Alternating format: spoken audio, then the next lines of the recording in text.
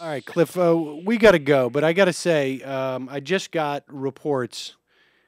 There are reports of there's, we were going to talk about this. We don't have the time. There's really nothing that, that we're going to say about this. We'll talk about The this. shooting in Connecticut? My understanding now is they're reporting there could be up to 12 students who have been shot. There could be even twice that amount dead. Now, I don't know. These are unconfirmed reports. I'm just seeing these coming across. I mean, it's heartbreaking. I have kids in school. You do.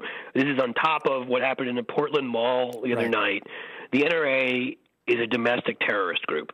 That is what they are. They are joined at the hip with militias and the militia mentality that thinks our government is evil, and they do it to make money. And don't make any mistake about this. They are endangering your family because I'll just say quickly. I know you've got to go, but a common friend of both of ours, I think, said it the other day as well as possible. Cenk Uygur on his show, which is if this was being done by members of Al Qaeda or any terrorist organization that were non-white and foreign, if there was a shooting at a mall one night and a congresswoman was shot at a different point, all within a year of each other, by the way, and somebody went to a movie theater. An Al Qaeda member started shooting people up and whatever. You know how quickly we would take care of this? Right. And this is no different. If people think, only those terrorist attacks go on over there, well, those places you're looking at, Europe or wherever where you think of that, they don't have this stuff happen. You could be next any day. I mean, I don't mean to sort of sow fear out there, but that's the truth of the matter.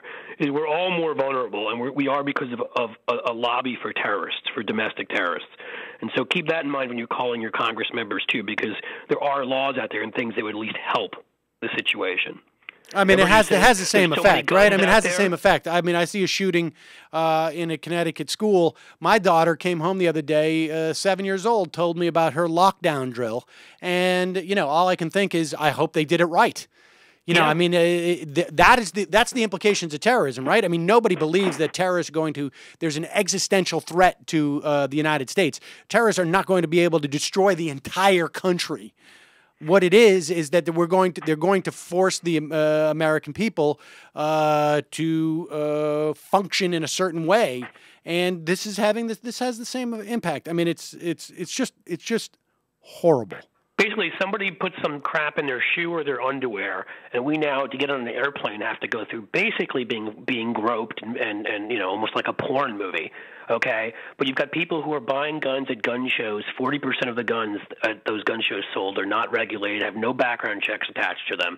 And we know members of Hezbollah and the Columbine killers and the guy that shot up the Pentagon and others have used this loophole to do this. And in Michigan the other day, by the way, one of the few states that 18 states that has closed their own statewide gun show loophole. So everybody who sells at gun shows has to conduct a background check. It was even the NRA tried to push them closing that loophole to reopen it. Even that crazy legislature in Michigan and governor who've been doing what they've been doing there wouldn't pass that bill. So that should give you an idea of what kind of insanity we're talking about on the part of the NRA right now and the people that support them. Right. I mean, this has to be stopped. I think this is a threat to democracy in a lot of ways. And I think, it's heartbreaking and it's unbelievable that we would allow it to continue. And for people who say, oh, there's so many guns out there, you know what guns need? They need bullets. Right.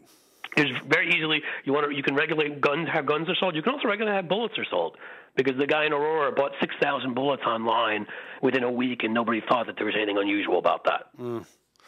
All right, it's well, just Cliff, terrible. But I'm just sorry, a horrible I know you story. Need to go. Horrible way to end the segment, but we'll talk about it more next week when we have more information.